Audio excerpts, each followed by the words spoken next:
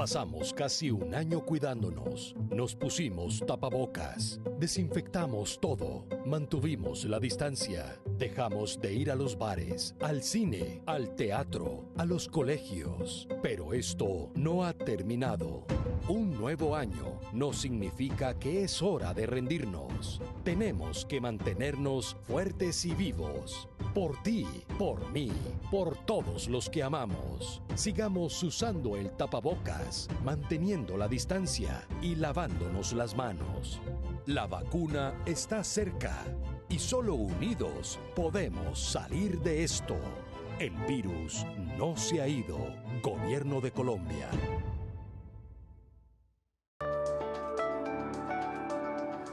Colombianos, muy buenas tardes. Los saludo desde la Casa de Nariño, la casa de todos los colombianos, y le damos la bienvenida a nuestro espacio de prevención y acción, dándole gracias a Dios, pidiéndole siempre por nuestro país, haciendo énfasis permanente e intenso en que mantengamos el distanciamiento físico, tengamos el uso obligatorio del tapabocas, evitemos las aglomeraciones y sigamos todas las pautas de bioseguridad.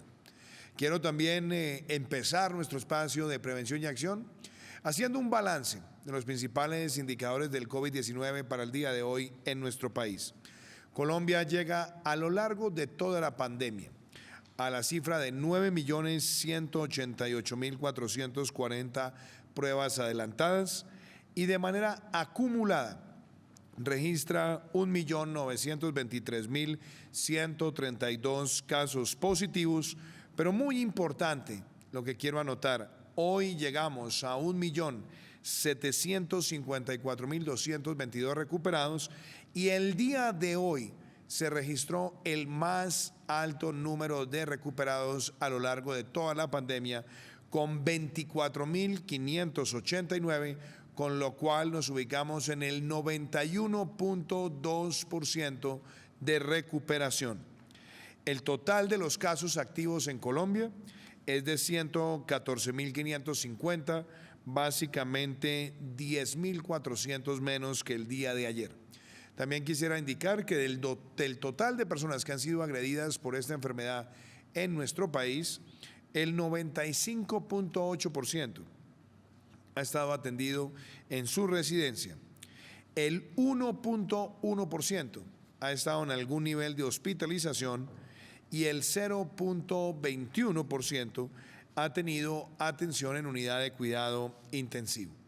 También quisiera destacar que el día de hoy se adelantaron 57.886 pruebas, donde los casos positivos son 14.719, una positividad del 25.4%, pero además el 63.4% de los casos estuvo concentrado en 5 municipios. También quisiera destacar que hoy se presentaron 373 fallecidos por cuenta del COVID-19. Le expresamos a las familias que han perdido a sus seres queridos nuestra solidaridad, nuestras oraciones, y también quisiera destacar que el 64.3% de los fallecidos registrados el día de hoy están concentrados en 5 municipios. Algunas de las cifras internacionales más importantes para destacar: el mundo registra a la fecha, a lo largo de toda la pandemia, 95.392.103 casos, de los cuales los casos activos son 25.408.079. Los recuperados son 52.499.076 y los fallecidos en el mundo son 2.035.895. Como es usual al comienzo de semana, hacemos un balance de los principales indicadores de Colombia frente al mundo en el comportamiento de la pandemia. Y quiero empezar con estos indicadores que hemos construido con la Organización Mundial de la Salud, con la Organización Panamericana de la Salud y con el Comité de Expertos Epidemiológicos, con lo que corresponde a contagios por millón de habitantes. Como ustedes lo pueden apreciar en pantalla, Colombia registra 37.380 contagios por millón y se ubica por debajo de países como Polonia, como Italia, como Austria, Francia, España, Reino Unido, Suecia, Países Bajos, Suiza, Bélgica e Israel. Y en el contexto de las Américas, en contagios por millón, algunos países con los cuales podemos hacer comparación, Colombia se ubica en contagios por millón por debajo de Argentina, de Brasil, de Panamá y por supuesto de los Estados Unidos de Norteamérica. El indicador certero de muertes por millón también muestra lo siguiente. Podemos ver las muertes por millón registradas por Colombia en comparación con el mundo. Colombia registra 953 muertes por millón, ubicándose por debajo de Suiza, que está en 1004, por debajo de Suecia en 1020, por debajo de Francia, de España, de Bulgaria, del Reino Unido, de Italia y de Bélgica. Y en muertes por millón en el contexto de las Américas, Colombia se ubica por debajo de Brasil, por debajo de Argentina, por debajo de México, de Panamá, de Perú y de los Estados Unidos. También interesante ver el indicador de tasa de letalidad, que es el porcentaje de personas que fallecen sobre el total de contagios a lo largo de la pandemia. Podemos ver a continuación en el comparativo con el mundo. Colombia tiene una tasa de letalidad del 2.5%, ubicándose muy similar a Francia o a España, por debajo del Reino Unido, por debajo de Sudáfrica, por debajo de Indonesia, Bélgica, Italia, Irán, China y Egipto. Y en el contexto de las Américas, la tasa de letalidad que experimenta Colombia es muy parecida a la de Brasil y Argentina, pero está por debajo de Chile, de Perú, de Ecuador y de México. También quisiera compartirles a ustedes el número de muestras y pruebas que se han venido adelantando en los últimos meses, el promedio día, que lo podemos ver a continuación, donde encontramos que en el mes de diciembre del año 2020, el promedio de pruebas diarias fue de 60.887 y el mes de enero ha tenido 58.591 muestras promedio día. Quiere decir que los dos últimos meses han sido los meses de más pruebas adelantadas en el país. Y lo podemos ver también a continuación en las muestras procesadas en el mes. Ahí nos damos cuenta que en el mes de diciembre tuvimos 1.704.847 pruebas y en lo que va corrido del mes de enero vamos en 996.044, también registrando en los últimos 2 meses el mayor registro de pruebas. Ahora miremos los recuperados por mes, lo podemos ver a continuación también. En los recuperados, el mes de más recuperados fue el mes de diciembre, con 308.492 y faltando aproximadamente 12 días para terminar el mes de enero, también tenemos un registro de 223.287 recuperados, cifra que esperamos siga creciendo. En cuanto a la positividad, que es el número de casos positivos sobre el total de pruebas, quisiera que vieran el siguiente gráfico, donde podemos darnos cuenta con que el mes de enero del año 2021 tiene una positividad del 28.6%, muy similar a la que se vivió en el mes de julio y ligeramente inferior a la del mes de agosto. Pero obviamente se ve por el aumento de los casos en algunas ciudades del país y por lo tanto también este indicador nos lleva a ejercer un control epidemiológico sustancial en los lugares donde el crecimiento es notorio y por supuesto también donde hay presión en materia de unidades de cuidado intensivo. Pero frente a la pregunta que se hacen muchas personas, ¿cómo está Colombia en unidades de cuidado intensivo comparativamente con el mundo? Quisiera que vieran esta gráfica a continuación, donde nosotros tenemos 22 unidades de cuidado intensivo por 100.000 habitantes, mientras que un país como Suecia tiene 6, el Reino Unido tiene 7, Francia tiene 7, Italia tiene 8, España tiene 9, Bélgica tiene 16 y nos encontramos por debajo de un país como Alemania, que tiene 29, o como los Estados Unidos, que tiene 35 unidades de cuidado intensivo por 100.000 habitantes.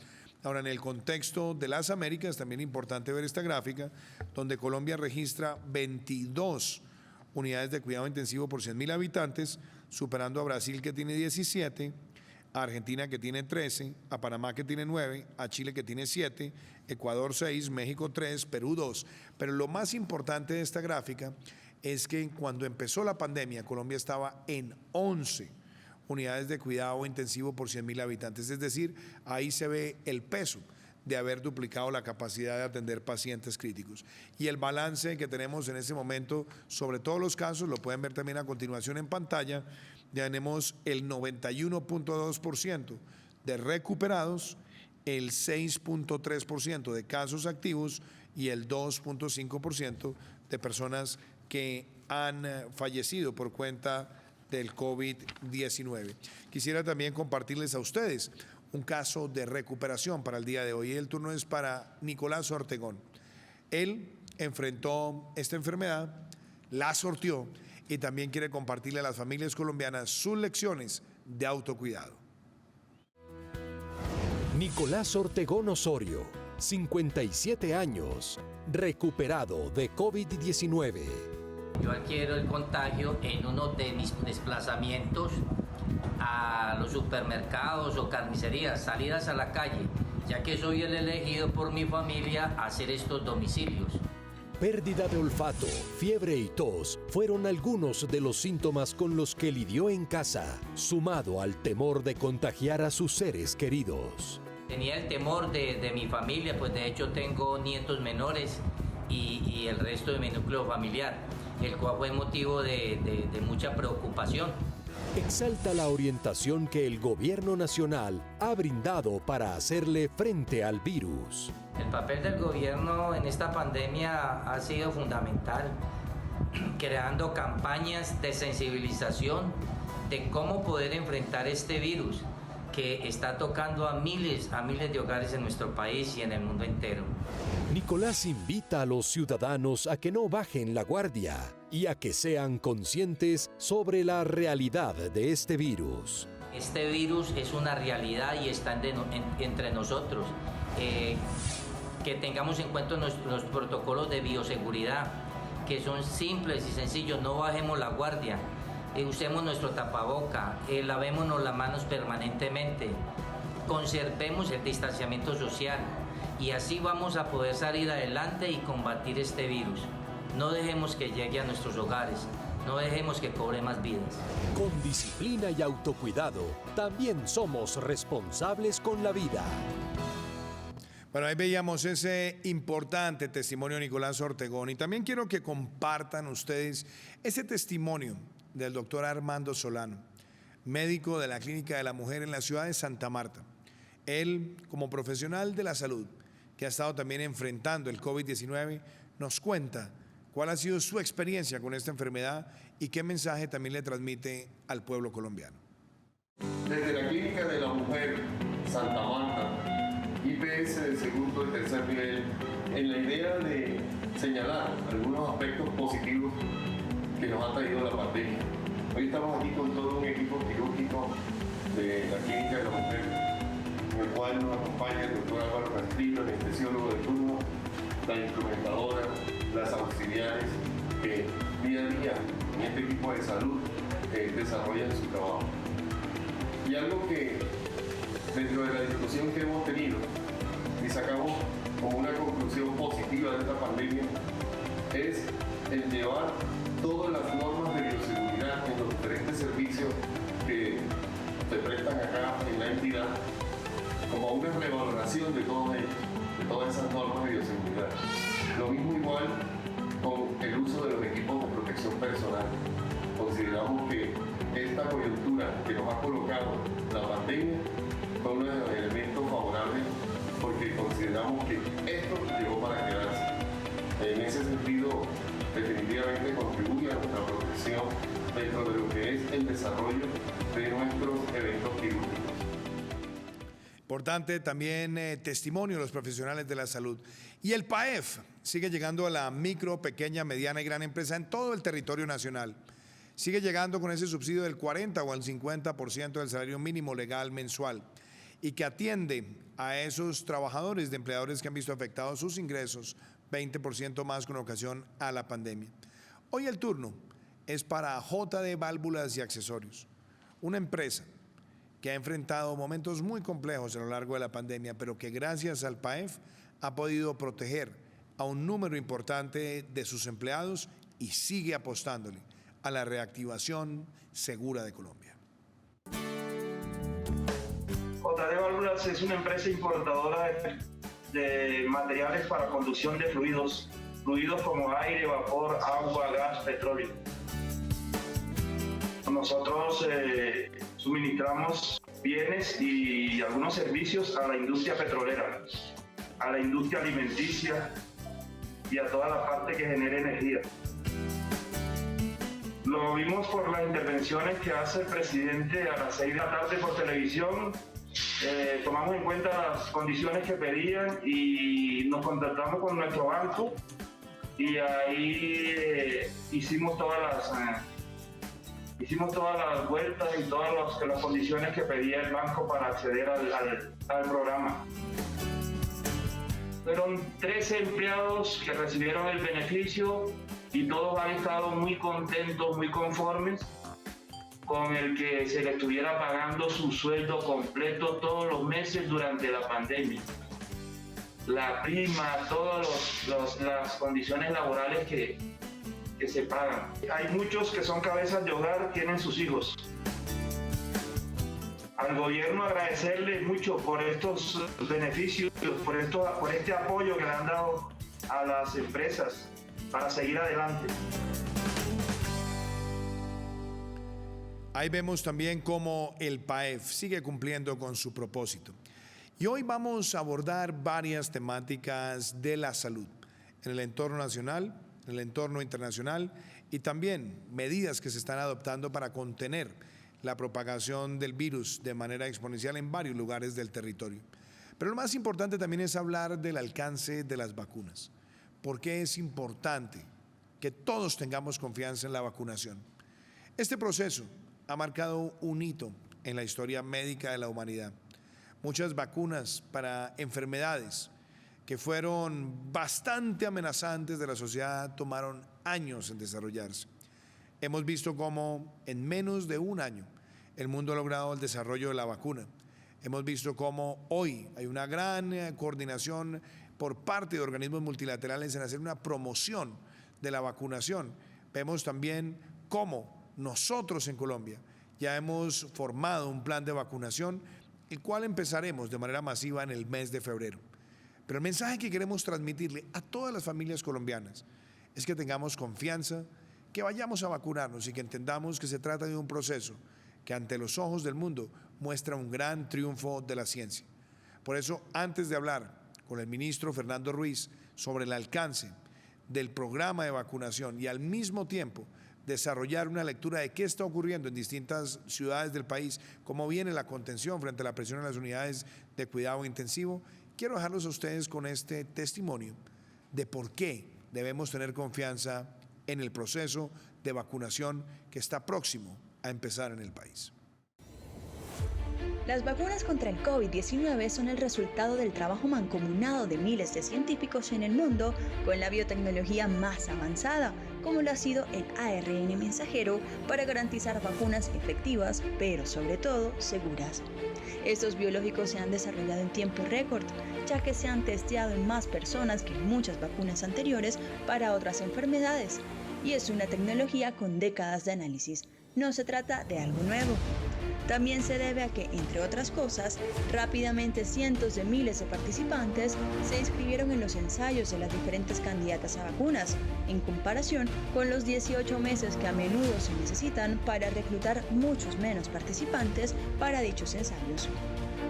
Adicionalmente, la alta prevalencia de COVID-19 en la población mundial hizo que la observación de la eficacia y de seguridad de estas fuera mucho más rápido de lo que sería con otras enfermedades. Como resultado, tenemos vacunas que se han probado en miles de personas, aprobadas por las agencias reguladoras y con análisis puntuales que han permitido comprobar su seguridad y efectividad alrededor del mundo. Un logro importante en la ciencia del que ahora debemos ser parte. Vacunémonos. Sí, presidente, un saludo para usted, para los colegas que están en la mesa y para todos los colombianos. Todo el proceso de vacunación es absolutamente importante en la medida que todos entendamos cómo va a ser, cuáles son las prioridades, cuáles son los mecanismos, cuál es la logística para poder llevar a cabo y llevar las vacunas a todas las personas. Precisamente hasta el viernes pasado y durante toda la semana, Se fijó en la página web del Ministerio de Salud, como habíamos anunciado, el decreto marco para el Plan Nacional de Vacunación. Este decreto ya hoy tenemos los resultados de la consulta que se realizó a toda la ciudadanía colombiana. 132 organizaciones y personas naturales nos enviaron comentarios frente al decreto, al proyecto de decreto. Estos comentarios fueron convenientemente sistematizados, revisados por el equipo técnico del Ministerio de Salud, fueron discutidos en el ámbito de los cuerpos, las instancias y grupos que nos apoyan en toda la política de vacunación, y esperamos a lo largo de esta semana, señor presidente, estar expidiendo este decreto con el visto bueno también, obviamente, de la Presidencia de la República. En lo que tiene que ver con el balance general, tengo unas gráficas. La primera muestra cómo efectivamente Colombia ha venido experimentando un número creciente de casos en esta segunda ola que es consecuencia fundamentalmente del mes de diciembre. Ya hemos tenido evidencia en Bogotá y en otras grandes ciudades de que el factor que afectó principalmente fue el contagio al interior de los hogares. La ola que tuvimos en julio fue una ola de un crecimiento en la curva epidémica más relacionado con el movimiento de las personas, con lo laboral, pero esta segunda ola se relacionó con todo lo que tiene que ver con los hogares. Hay ciudades donde ya se tiene evidencia de que más del 90% de los contagios se realizaron al interior de la vivienda. Por esa razón, durante el mes de diciembre hicimos, y presidente, usted hizo tantos mensajes que hicimos referente a la necesidad de cuidar el contagio al interior del hogar, de no hacer reuniones, y evidentemente pues hoy estamos recibiendo esa afectación de lo que se llevó a cabo, de lo que se llevó a cabo en diciembre, y estamos trabajando con todos los alcaldes para contener el crecimiento de esta segunda onda de contagio.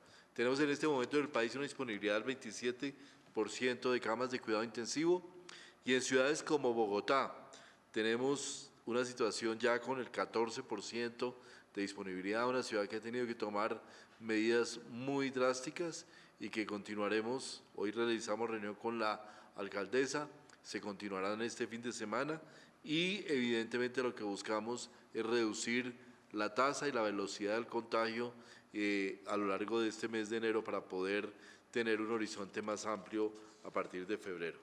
Medellín tiene una disponibilidad de camas de cuidado intensivo del 10%, también ha tenido una afectación prolongada y larga a lo largo de la epidemia, con un crecimiento importante en el número de casos. Está Cali con una disponibilidad también baja del 5%, ciudad que experimentó una segunda ola donde se ven de manera característica los picos, consecuencia del 24 de diciembre, del partido de fútbol, y el 31 de diciembre, fechas en las cuales se nos da esa afectación y ese contagio.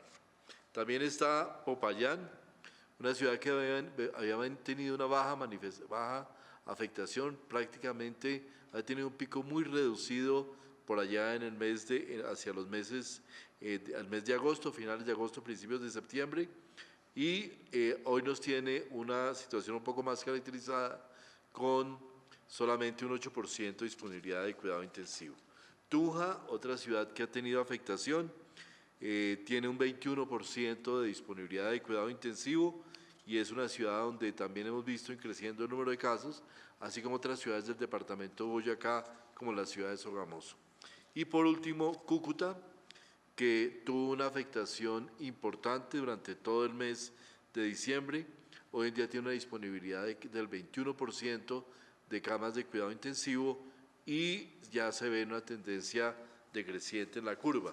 Hay obviamente ciudades muy importantes que no han tenido una afectación tan grande, particularmente las ciudades de la costa atlántica, las ciudades de la zona pacífica y algunas ciudades del interior del país que ya no presentan un pico tan crítico como presentaron las ciudades en las cuales estamos trabajando de manera más intensa con los señores gobernadores y alcaldes para reducir la afectación de la pandemia.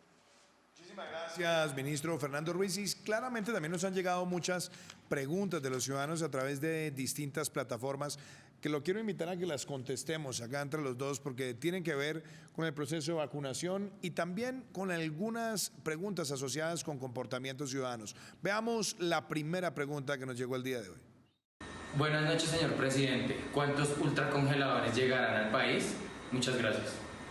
Ministro Fernando, esa es una pregunta muy importante porque entendemos, por ejemplo, que la vacuna de Pfizer necesita ultracongelación. En este momento tenemos 6 ultracongeladores en disposición y en los próximos días estaremos completando 44 que tienen también esa gran capacidad y que estarán desplegadas en los principales centros urbanos del país para tener también su diseminación y su distribución. Me gustaría de pronto, ministro Fernando, que habláramos en detalle sobre esa capacidad de ultracongelamiento y cómo estos 44 representan una capacidad óptima para el manejo de las vacunas de Pfizer. Estas vacunas, como la vacuna de Pfizer, son vacunas muy novedosas en cuanto a que se basa en una tecnología que no se había aplicado anteriormente para vacunas, que afecta especialmente un componente genético que es el RNA.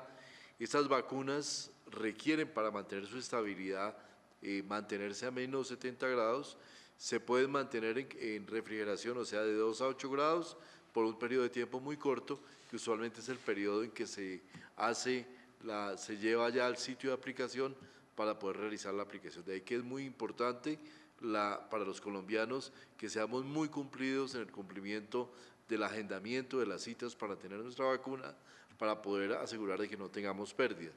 Para mantener esto, nosotros contamos con una red nacional de distribución de vacunas con un centro de acopio en la ciudad de Bogotá. Hay 37 centros distribuidos por el país y están ya en proceso de adquisición los ultracongeladores, 44, de los cuales tenemos ya 6 en este momento en el centro de acopio de Bogotá y estaremos a lo largo del tiempo adquiriendo y muy rápidamente teniendo esa capacidad, señor presidente. Muchísimas gracias, ministro. ¿Qué otra pregunta tenemos?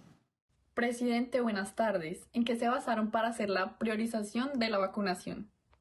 Esa es una pregunta también muy interesante, ministro Fernando, porque creo que usted con el equipo de expertos en vacunación y el equipo de epidemiología tuvieron un criterio fundamental. Lo primero es reducir sustancialmente la letalidad de este virus. ¿Dónde se concentra la mayor letalidad? En los mayores de 70 y de 80 años. Cuando miramos los mayores de 70 años que han fallecido, supera el 54%. Obviamente, si miramos también las personas entre 60 y 70 con preexistencias y comorbilidades, ahí tenemos otro porcentaje. Y esa es la razón por la cual nosotros hemos habilitado varios criterios que van en fases y en etapas. Y lo primero que queremos al vacunar a las personas que están en la población de mayor riesgo es una reducción sustancial de la letalidad de este virus. La segunda, por supuesto, proteger a quienes están en la primera línea de atención al COVID-19, que es el personal de la salud. Por eso, tanto en la primera fase, que tenemos 3 etapas, en cada una de ellas estamos llegando a las personas de más edad, a las primeras líneas de atención en materia de salud, por supuesto en personas con preexistencias y comorbilidades y personas también que por la naturaleza de sus funciones están expuestas a aglomeración, pero prestan servicios importantes para la ciudadanía, como es el caso de los docentes o de la fuerza pública y otras labores afines. Pero me gustaría de pronto, ministro Fernando, que volviera usted desde el enfoque de salud pública a mostrar por qué esta manera de atacar el problema nos permitiría que sacando adelante solamente la primera fase estaríamos teniendo una reducción de la letalidad superior al 70%. Sí, presidente, eso es muy importante que los colombianos entendamos ese mensaje. ¿Por qué privilegiamos a los mayores de 60 años en la vacunación? Los privilegiamos porque tiene un riesgo de morir mucho mayor. Una persona mayor de 80 años tiene más de 600 veces el riesgo de morir que tiene una persona entre los 18 y los 25 años de edad. De manera que si nos saltamos la fila y si buscamos vacunar a una persona muy joven que no tenga comorbilidades, vamos a estar afectando a una persona mayor que va a tener un riesgo muy grande de morir. Por eso los colombianos tenemos que ser tremendamente solidarios en eso y entender que la vacunación no es un bien individual, no es algo que me dan a mí, sino es sobre todo un bien colectivo, es un bien social donde lo que se hace busca apoyar a toda la sociedad y si yo obtengo un beneficio, ese beneficio debe estar acorde con los riesgos y las prioridades que se han definido desde el Gobierno Nacional.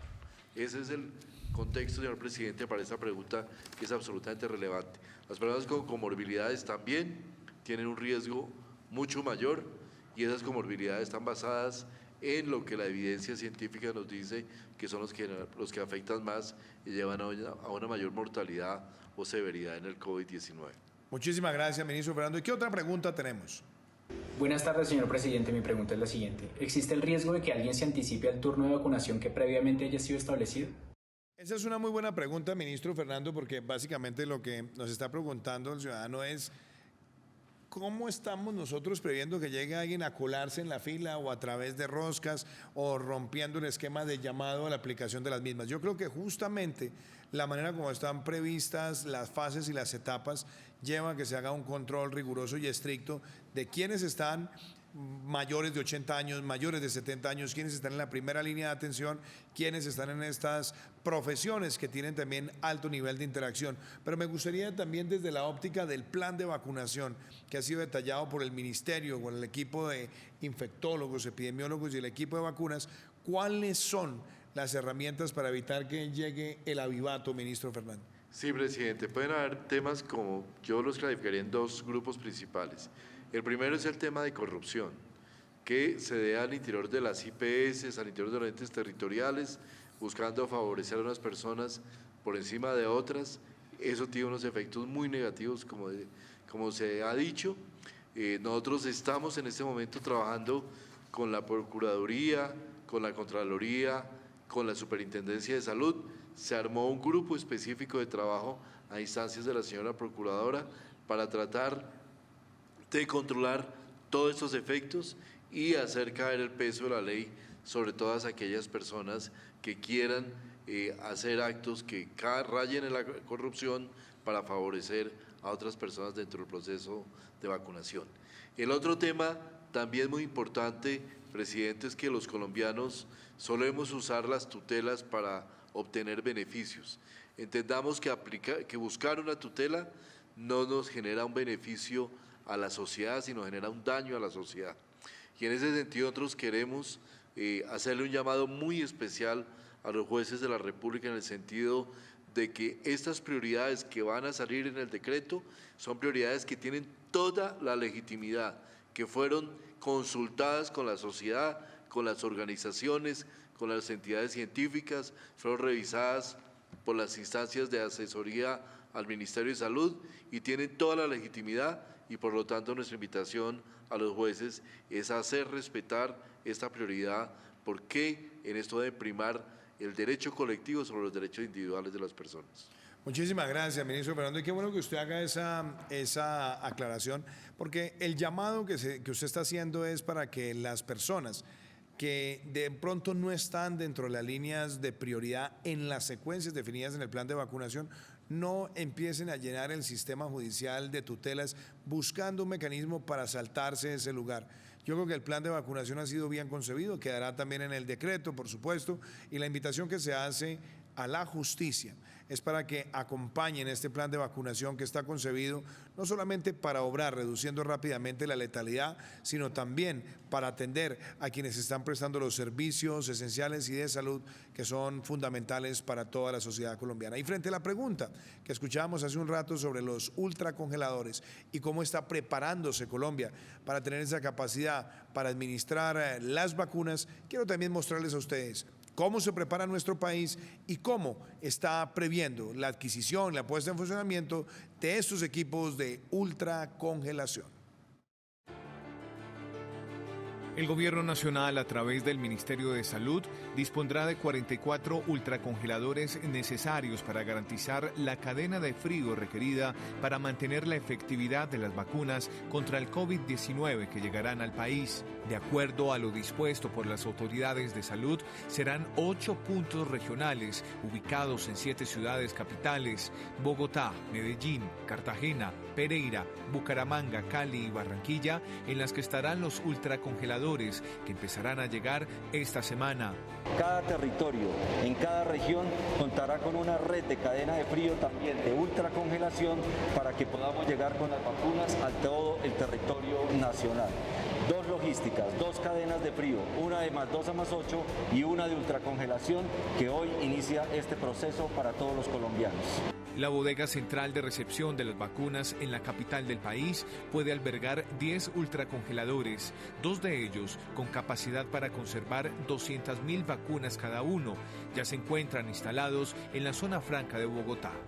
Este sitio donde nos encontramos se ha dispuesto técnicamente para ubicar 10 ultracongeladores más, para fortalecer el punto nacional de recepción para la distribución de vacuna ultracongelada.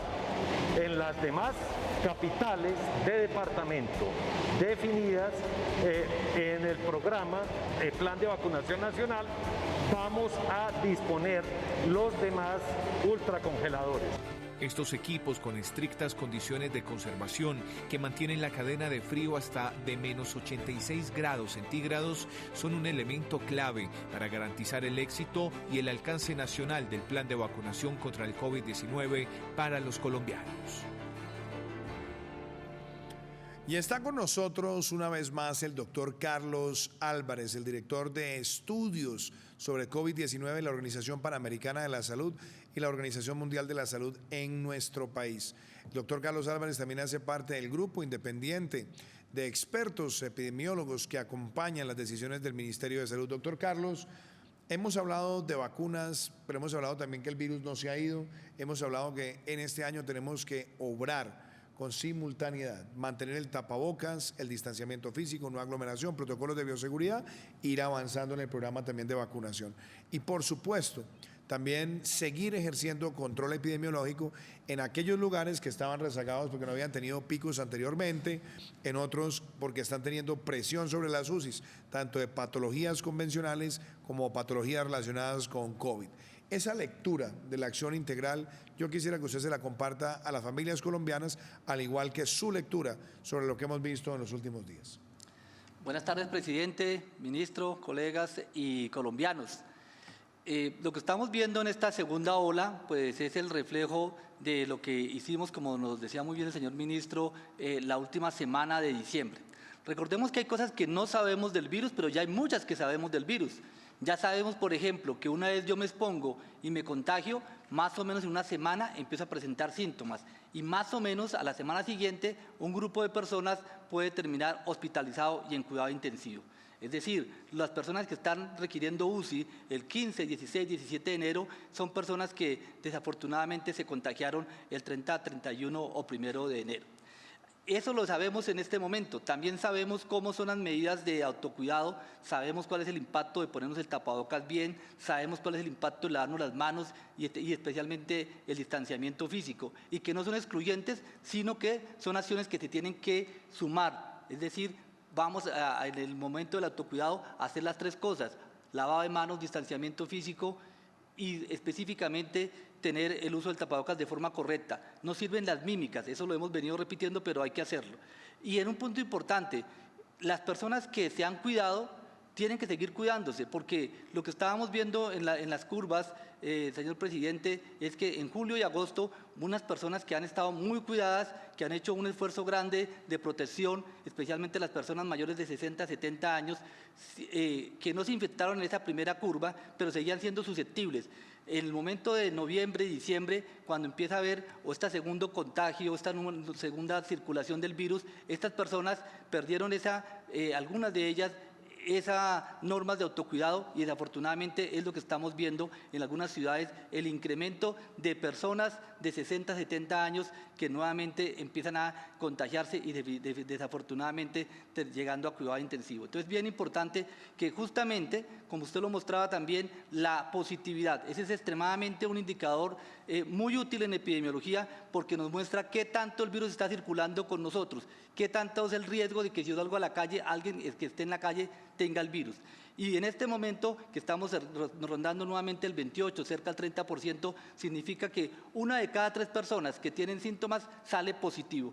Y por esto una recomendación adicional que quisiéramos hacer, señor presidente, es las personas que en este momento, con las medidas de restricción, tienen que salir a la calle, sería muy bueno que si tuvo alguna dificultad para cumplir el protocolo de autocuidado, cuando entra a su casa siga con tapabocas y especialmente siga protegiendo a estas personas que tienen mayor riesgo de complicarse. Muchísimas gracias, doctor Carlos. Déjeme le hago una pregunta, su lectura también de cómo está avanzando el proceso de vacunación en el mundo. Sabemos que unos países empezaron muy rápido, pero no tenían toda la logística lista y han tenido retrocesos. Vemos que otros países, tanto desarrollados como en desarrollo, empezarán al igual que nosotros en el mes de febrero.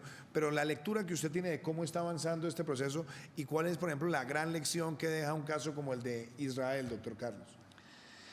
Yo creo que definitivamente la vacuna es una de las herramientas que nos va a ayudar, no es el único, pero sí nos va a ayudar a salir de esta situación de crisis con la pandemia de COVID-19, pero la vacunación tiene que ser con un proceso correcto de alistamiento adecuado y también de priorización. Definitivamente ningún país del mundo tiene vacunas para toda su población, ni tampoco los fabricantes tienen para distribuir en todo el mundo. Y en ese escenario es claro que la priorización de las vacunas en los diferentes países, teniendo en cuenta, como lo decía el señor ministro, en el caso de Colombia, las personas que tienen más riesgo de complicarse y más riesgo de contagiarse, pues esa es extremadamente la estrategia correcta a nivel de los países que como Colombia la ha asumido y otros países que lo están haciendo. Ahora bien, si tenemos las vacunas, pero si no tenemos ese proceso de alistamiento y ese proceso de preparación, pues lo que va a pasar es lo que desafortunadamente le está pasando a algunos países en Europa, en el cual tienen las vacunas, pero desafortunadamente o no está preparada la población o la logística para hacerla. Creo que una experiencia exitosa hasta lo que llamamos de esta fase de vacunación, pues como usted lo manifiesta, es Israel. Creo que no es un secreto para nadie lograr rápidamente tener la logística y al mismo tiempo, una vez empieza a tener los biológicos, poderlo hacer de forma correcta. De nada sirve tener los biológicos y no tener cómo distribuirlos, o tener los biológicos, cómo distribuirlos y no tener la gente que quiera vacunarse. Creo que son todas las 3 puntos importantes en los cuales hace que el momento correcto pues debe llegar y cuando llegue a llegar pues también no solamente desde las IPS, DPS o el mismo gobierno, sino también nosotros como ciudadanos también seamos conscientes de la importancia de la vacunación para la protección individual, pero también colectiva. Creo que ese es un tema extremadamente importante y mientras llega la vacuna, tener en cuenta nuestro antídoto que ya hemos hablado del autocuidado. Tenemos que ir trabajando en el autocuidado y esperar pacientemente, pero correctamente que la vacuna va a llegar y cuando llegue, pues también hacerlo de la forma que se está organizando en el país. 2 preguntas, doctor Carlos, que se hacen muchas personas y yo se las quiero hacer para que usted nos las aterrice desde el enfoque médico, pero también en el enfoque práctico. La gran mayoría de vacunas hoy que están circulando en el mundo tienen 2 dosis. En el caso de Pfizer se tienen 2 dosis, en el caso de AstraZeneca se tienen 2 dosis. Y hay personas que dicen, bueno, me ponen la primera dosis, a mí me puede dar COVID entre la primera y la segunda, dejo de usar el tapabocas entre la primera y la segunda, ¿qué debe cambiar en el comportamiento entre la primera y la segunda dosis? Yo sé que en esto hay una gran reflexión médica, pero ¿usted cómo le contestaría a los colombianos y a cualquier persona que se haga esa pregunta? Los estudios muestran que estas vacunas son la mayor eficacia, es decir, la mayor protección, es decir, a su vez, que no me dé el virus cuando me contagio, se logra con el esquema que cada uno de los fabricantes recomienda, porque es donde se logra la mejor eficacia. En ese escenario, con la vacuna de Pfizer-BioNTech hay una eficacia probada cerca del 95% cuando se administran las 2 dosis y en un intervalo de tiempo correcto que son los 21 días. Si uno lo hago de esta manera, es posible que esa eficacia no sea la misma, lo mismo con una dosis que con 2 dosis. Mientras yo me vacune, la primera dosis, debo mantener mis medidas de autocuidado hasta que pase la segunda dosis y adicionalmente 1 o 2 semanas después. Y es bien importante tener en cuenta este concepto. Lo otro que es importante es que la eficacia de la vacuna ha demostrado que me protege a mí para que me dé el COVID-19, para que no me dé mejor. Sin embargo, todavía no sabemos si la vacuna adicionalmente, ojalá y eso lo esperamos, que también evite que yo pueda contagiar a otras personas si me llegara a tener alguna posibilidad de contagio con el virus. En este momento, lo importante, y resumo, presidente, los esquemas de vacuna pues deben respetarse para lograr mantener la eficacia que está probada. Si no lo hacemos de esa manera, probablemente la eficacia puede ser incierta o menor cuando solamente se aplica, por ejemplo, una dosis. Y eso me lleva también a la segunda pregunta, porque basado en lo que han dicho desde la Organización Mundial de la Salud, la Organización Mundial de la Salud dice, mire, el 2021 preparémonos para estar todo el año con tapabocas, con distanciamiento, con protocolos de bioseguridad y no estemos pensando que la vacuna inmediatamente ya nos libera a nosotros de esos hábitos. Cuando una persona ya ha recibido las 2 dosis de, por ejemplo, la vacuna de Pfizer o la dosis única en el caso de Janssen, la pregunta es, a partir del momento que ya estoy vacunado, ¿ya dejo de usar el tapabocas y ya me puedo sentir más relajado? Yo creo que cuando uno ve lo que ha dicho la Organización Mundial de la Salud, la respuesta es no. ¿Por qué ha sido ese enfoque también desde la Organización Mundial de la Salud? Presidente, porque como lo decía, primero las vacunas no son 100% infalibles, es decir, que protejan a las 100 personas que se vacunan. Es decir, cuando dice 100% es que 100 personas se vacunan y 100 quedan protegidas. En las mejores condiciones, como el caso que acababa de mencionar, una es de 94%, pero en el caso de la otra vacuna, Oxford AstraZeneca, estamos hablando de un 70-75%, es decir, siempre hay un margen de personas que pueden no ser vacunadas, primera cosa. Y segundo, pues como acaba de decir, las personas quedan protegidas, pero no sabemos si tienen contacto con el virus lo puedan transmitir. Eso hace que tengamos que ser solidarios, como decía el señor ministro, y tengamos que seguir teniendo tapabocas al vacunarnos, pero también en el caso de que la vacuna no proteja esa posibilidad de transmisión, pues de esa manera también estamos con las medidas de autocuidado evitando la propagación de la epidemia. Entonces es claro que necesitamos vacunarnos y seguir con las medidas de autocuidado. Entonces el mensaje yo creo que hay que tenerlo claro. La vacunación, importantísima, reduce la mortalidad, protege la población, pero tenemos que hacernos claridad a la idea de que en el año 2021, por las mismas recomendaciones de la Organización Mundial de la Salud, debemos estar todo el año mentalizados al tapabocas, al distanciamiento físico, a no aglomeraciones y a seguir los protocolos de bioseguridad. ¿Es correcto entonces esa afirmación, doctor Carlos? Completamente de acuerdo, señor presidente. Esa es la recomendación, mantener autocuidado y el momento que toque vacunarnos correctamente. Bueno, y el otro testimonio que yo quería compartirles a ustedes es de la doctora María Fernanda Velasco. Ella es la directora médica de Pfizer en Colombia, que nos comparte en qué consiste y cómo se ha desarrollado la vacuna de esta farmacéutica. Pfizer y BioNTech han reunido a un equipo talentoso de expertos científicos dedicados exclusivamente al descubrimiento y desarrollo de una vacuna eficaz, segura y de calidad en tiempo récord, con el objetivo de prevenir la enfermedad del COVID-19. Aun cuando nos estamos moviendo a una velocidad extraordinaria, mantener los más altos estándares de calidad, seguridad, han sido de vital importancia en todo el proceso de desarrollo. Nuestra vacuna está basada en una tecnología innovadora llamada ARN mensajero. Es un tipo de vacuna que da a las células del cuerpo instrucciones para producir proteínas virales que pueden ser reconocidas por el sistema inmunitario. Contiene una pequeña parte del código genético para la proteína del SARS-CoV-2. Al suministrar el ARN a las células del cuerpo, se expresa la proteína viral y se genera una respuesta inmunitaria en su contra. La vacuna no contiene ningún virus vivo ni las partes del virus que pueden enfermar a una persona. Se administra por vía intramuscular en un esquema de 2 dosis con un intervalo de 21 días. El desarrollo de esta vacuna innovadora para ayudar a prevenir el COVID-19 solo ha sido posible gracias al trabajo dedicado de miles de personas y de aquellos que se ofrecen como voluntarios para participar en nuestro ensayo clínico global. En Colombia, el INVIMA nos otorgó la autorización sanitaria para el uso de emergencia el pasado 5 de enero.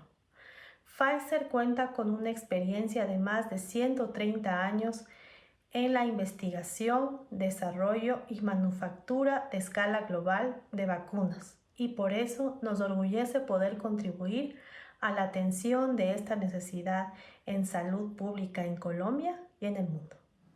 Bueno, muchísimas gracias, la doctora María Fernanda. Y está con nosotros una vez más el doctor Córdoba.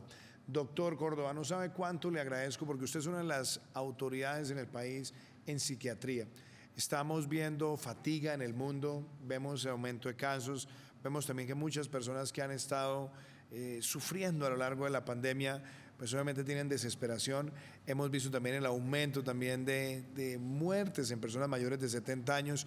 Mensajes suyos desde el punto de vista de salud mental para este proceso que llevamos, para las ciudades que están viviendo un segundo pico, y también mensajes de salud mental de cara al proceso de vacunación cuando se incuban miedos, temores o incertidumbres. Presidente, muy buenas noches, señor ministro, doctor Álvarez y todos los colombianos. Sin duda, la salud mental en este momento, como todo, tiene una situación de tensión. Pero yo creo que una manera importante de entender este proceso serían los niveles como hoy en día entendemos los procesos de prevención en la salud mental. Habría una visión más universal, y esa visión universal nos compromete a todos los sectores. Y sin duda, yo creo que allí debe haber un acuerdo mínimo de solidaridad. Ese acuerdo de mínimo de solidaridad debe construirse sobre la perspectiva de todos y cada uno, como individuos, como sectores, que pudiesen generar una visión alentadora y de esperanza hacia todos y cada uno de los colombianos. La segunda es la visión selectiva, es decir, aquellos que tienen la posibilidad de tener la enfermedad. Y allí es donde trabajamos mucho los psiquiatras, que es la visión de la incertidumbre, los profesionales de la salud mental. ¿Cómo intervenimos sobre la incertidumbre? Y allí quizás es el espacio de enseñarle a conocer a la gente las posibilidades, a las personas, que de alguna manera es una forma de resignación para poderse adaptar a estas nuevas circunstancias. Y allí hay una actividad de efecto-efector, es decir, esto no es que me hagan a mí las cosas, esto es que yo participe constructiva y colectivamente para construir fenómenos de salud y de salud mental. Y lo tercero es, como hacía mención, señor presidente, los fenómenos específicos, que son esas situaciones de cansancio, esos síntomas mentales que todos hemos sentido. Hablar de salud mental se hace necesario hablar en primera persona, todos hemos tenido miedo, todos hemos tenido tristeza, todos hemos tenido rabia, y esas situaciones muchas veces se pueden mejorar con intervenciones dirigidas, con cambios de la conducta, pero sin duda, si esto se hace persistente y duradero, es muy importante que estas personas busquen profesionales de la salud mental, que hay redes claramente establecidas. En todo modo, lo que hemos dicho siempre, señor presidente, el motor de este proceso es la esperanza y la solidaridad. Y obviamente la salud mental, si se ve minada, es importante buscar ayuda, porque a veces, así como el equilibrio emocional también se rompe, las molestias físicas son equivalentes a los fenómenos emocionales. Muchísimas gracias, doctor Rodrigo Córdoba, por esa importante reflexión. Y también está con nosotros la doctora Leonor Luna, una de las expertas que tiene nuestro país también en los temas de patologías de adulto mayor. Doctora Leonor, también la misma pregunta. A los adultos mayores que han sufrido, que han sido muchos de ellos también afectados por la enfermedad, que tienen miedo y también que de pronto se enfrentan a la incertidumbre o a las noticias falsas relacionadas con el proceso de vacunación, ¿cómo manejar estrictamente esa pedagogía, esa transmisión de confianza para que entren en el proceso de vacunación, y cómo también enfrentar esa fatiga acumulada a lo largo de la pandemia? Buenas noches, señor presidente y demás integrantes de la mesa que hoy nos acompañan y ciudadanía en general. Es bien interesante la pregunta que usted hace y la voy a enlazar un poco con lo que el doctor Córdoba decía.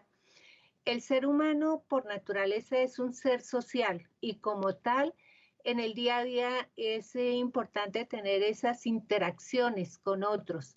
Para el caso de los adultos mayores en nuestra sociedad, una queja que hemos visto en los últimos años es que no está en ningún diagnóstico médico, pero que sí lo encontramos en la vida práctica, y es la soledad que experimentan muchos de nuestros adultos mayores.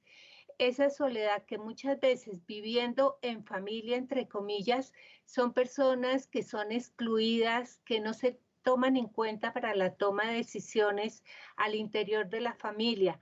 Entonces, yo llamaría la atención aquí a la familia, cualquiera que sea su dinámica, a que asimilen a ese adulto mayor en espacios de la cotidianidad. Mire, muchos de ellos lo único que necesitan es comunicarse, ser escuchados, o también que a ellos los escuchen. Con eso podremos un poco vencer la incertidumbre, la desesperanza, el miedo, los temores. Y frente a la vacunación, si ya está más que visto científicamente la vulnerabilidad que tienen esta población, pues nos corresponde, y en el caso del sector académico, nuestra responsabilidad es impulsar la educación con el fin de que la gente conozca qué significa someterse o no someterse, recibir una vacuna y los beneficios que esto tiene. Si miramos un poco el pasado, por ejemplo, cuando la viruela, la peste de la viruela, ¿cuántos miles de millones de personas mató en el mundo? Sin embargo, en 1980 esa enfermedad ya quedó erradicada. Hoy las principales causas de muerte y de enfermedad son las enfermedades crónicas no transmisibles, precisamente gracias a los avances científicos y tecnológicos que hoy por hoy entregan, bien para niños de 0 a 5 años, para niños de edad superior a los 5 años, un esquema de vacunación, un plan ampliado de inmunizaciones que básicamente lo que busca es promover la salud de esas personas. Como enfermeras somos unas convencidas del autocuidado como una estrategia, y yo pensaría que la pandemia nos ha dejado múltiples aprendizajes, y uno de los aprendizajes ha de ser el cuidar de nosotros mismos. Llamo la atención en que las personas que superan los 80 años es el segmento de población que más ha aumentado significativamente en nuestro país. Como decía un presidente, no es aumentarle vida a los años, sino años a la vida. Vivir una vida con calidad y con el mínimo deterioro, tanto en lo físico como en lo mental y en lo emocional. Entonces, nos corresponde seguir trabajando en ese sentido, desde lo que implica la prevención de la enfermedad, la promoción de la salud, donde el eje central ha de ser el cuidado de sí mismo. Y ojalá la práctica del lavado de manos se convierta, así como hablamos de higiene oral, higiene corporal, higiene visual, el lavado de manos se incorpore como una práctica cotidiana. Nosotros en el día a día estamos manipulando elementos contaminados y muchas veces también manipulamos los alimentos y cosas que requieren un manejo especial. Entonces sí me parece que para nuestros adultos mayores tenemos que buscar... Es muy importante esa recomendación, doctora Leonor, y le agradezco porque usted como voz autorizada está planteando elementos que debemos seguir todos. Yo le agradezco muchísimo no solamente su comentario, sino el respaldo que usted ha hecho a todas estas campañas de salud en el país. Le envío un saludo muy especial y esperamos tenerla nuevamente en Prevención y Acción. Los veo mañana a todos ustedes a las 6 de la tarde para seguir dando información veraz, confiable sobre el manejo, la gestión de la pandemia y también la reactivación segura de nuestro país. Y los dejo con este mensaje de autocuidado. Cuidarnos, proteger, prevenir es responsabilidad de todos. Muchísimas gracias, que Dios los bendiga. Proteger la vida y nuestros seres queridos es nuestra responsabilidad. Evitemos las aglomeraciones, las fiestas y las reuniones sin protocolos. Bajemos los contagios y demostremos nuestro compromiso con los demás. Solo si estamos alerta a los síntomas y cumplimos con el autocuidado en casa, vencemos al coronavirus. Sigamos demostrando nuestra solidaridad. Evitar es nuestra responsabilidad.